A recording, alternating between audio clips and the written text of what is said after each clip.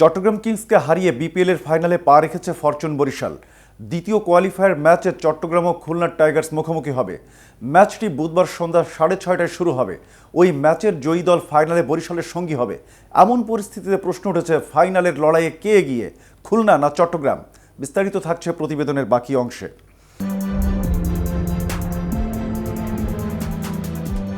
বুধবার কোয়ালিফায়ার 2-তে ফাইনালের ticket confirm করতেই মুখোমুখি হবে মেহেদী হাসান মিরাজের খুলনা ও মোহাম্মদ মিঠুনের চিটাগাং কিংস।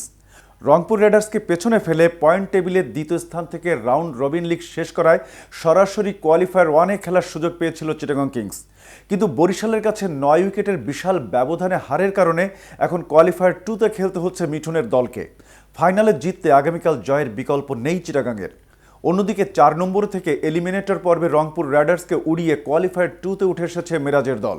বুধবার সন্ধ্যায় চিটাগাংকে হারাতে পারলেই ফাইনালে পৌঁছে যাবে খুলনা।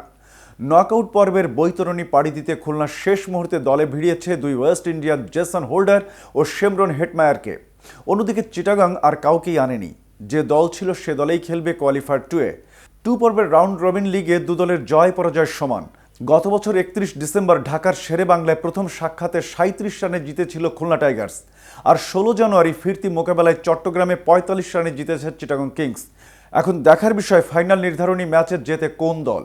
রংপুর ও বরিশালের মতো অত নামি দামি তারকা ও ভিনদেশি নেই দু দলের মধ্যে। তারপরও খুলনা নকআউট পর্বের আগে উড়িয়ে এনেছে দুই ওয়েস্ট ইন্ডিয়ানকে। এই দুজনই খেলেছেন রংপুরের বিপক্ষে এলিমিনেটর পর্বে। সাথে ছিলেন পাকিস্তানের মোহাম্মদ নওয়াজ ও অ্যালেক্স রস। রংপুর মাত্র 85 রানে অল আউট হয়ে গেলেও জেসন হোল্ডার 1 ওভার বল করে 11 রান দিয়ে উইকেট পাননি।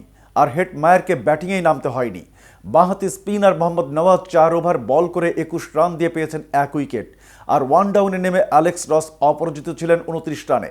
তবে চিটাগাং কিংস ফরচুন বরিশালের বিপক্ষে কোয়ালিফায়ার 1-এ চিটাগাংয়ের হয়ে খেলা 4 বিদেশি খাজা নাফি, গ্রাহাম ক্লার্ক, হায়দার আলী ও বিনুরা ডি সিলভাই হয়তো কাল বুধবার কোয়ালিফায়ার 2-এ চিটাগাংয়ের জার্সি গায়ে মাঠে নামবেন। 31 বছর বয়সী ইংলিশ টপ অর্ডার গ্রাহাম ক্লার্কের একটি অনবদ্য শতক আছে খুলনা টাইগার্সের বিপক্ষে। সেটা ছিল 16 জানুয়ারি চট্টগ্রামে ফিরতি পর্বে। 50 বলে 101 রানের দুর্দান্ত ইনিংস উপহার দিয়ে চিটাগাংয়ের জয়ের ভিত গড়ে দেন ক্লার্ক। তার অনবদ্য শতকে 200 রানের বড় পুঁজি পায় চিটাগাং। বাঁহাতি স্পিনার আরাফাত সানি বল হাতে জ্বলে উঠলে সেটা বড় পুঁজি বলে গণ্য হয়। সানি 25 রানে 3 উইকেটের পতন ঘটালে 155-তে অল আউট হয়ে যায় খুলনা। দেখা যাক কাল বুধবার কি হয়। এতক্ষণ সাথে ছিলাম আমি শাহনেওয়াজ। কেটিভি ক্রিকেটের সাথে থাকার জন্য ধন্যবাদ।